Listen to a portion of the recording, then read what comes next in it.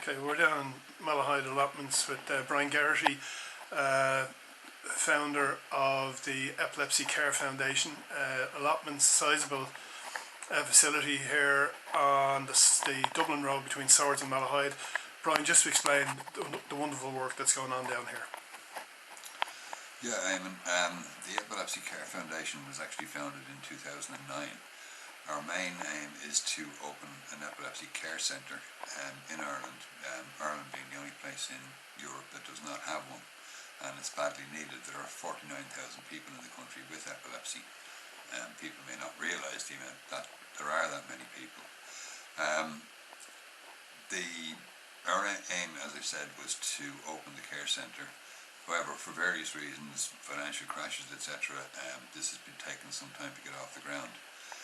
However, in the meantime, in 2012, we opened the Malahide Allotments project with a view to providing a type of respite for people with epilepsy and families with children with epilepsy, mainly based around horticulture, which is very good for mental conditions. The thing was originally meant to be 100 allotments, but it has now grown into 320, 51 of which are used by people with epilepsy and autism, and the rest we rent out to the general public, as well as selling seedlings, etc. here. That helps to fund the project, but the main thing that does is it integrates people with epilepsy and autism into the general community, helps them build their confidence in dealing with, in working with and alongside people, and also it introduces people, members of the general community, to epilepsy, which sometimes is not fully understood. Part of our plan was to enter into Bloom 2020 this year with what we call a working allotment. Unfortunately, due to COVID-19, the competition was cancelled. However, Borbia and Bloom, in conjunction with RTE, have now launched Bloom at Home, which will be based around social media, etc., and will finish on May the 27th. The idea we have is we were building the allotment garden here anyway, so we've now decided to complete the garden and to enter it into the competition using social media, our own social media, the social media of Borbia and Bloom and RTE.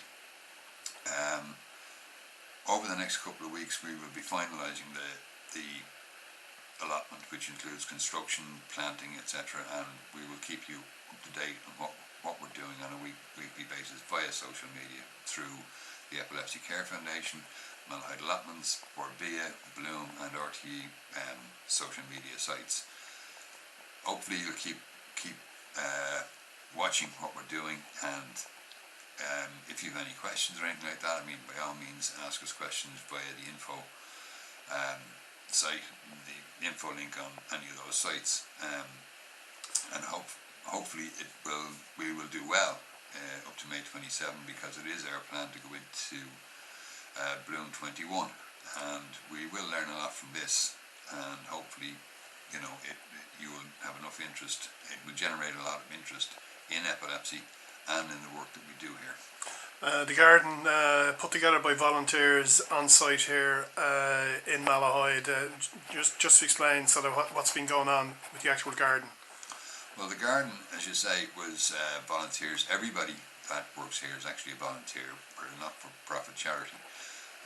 What we've been doing so far is we identified the site within our land, and we started with building fencing. We've had a polytunnel donated, we've had a shed donated, and everything else in the garden is actually recycled, from mulch to raised beds to scaffolding boards being recycled, fencing being recycled. All of the plants, seedlings, plants and trees on it are Irish heritage, and over the next while I will show you how the work has been done and what we've done in each area of it. As you say, a not-for-profit organisation, how has it all been funded? To date, what we've done is we have funded the allotments by renting out the ones to the general community. Also, we sell compost, seedlings. We sell everything here for an allotment, with the exception of tools. For the ongoing project, we've now successfully purchased the land to build a centre on an area of 13 square metres, 23 square metres, and hopefully getting through planning, county development plans, etc., we should be able to open this, we would hope, in 2023 or 2024. That's a major undertaking and is going to cost quite a lot of money, in the millions. We hope to fund that through the government, the HSE, the North-South Agreement, because it will be open to people from Northern Ireland. Well, Brian, many thanks for talking to us. We are going to go over and have a look at the garden and see the ongoing work, and we will have regular updates on social media, so stay tuned. Many thanks for talking to us, Brian. You're welcome, and thanks for the exposure. Really appreciate it.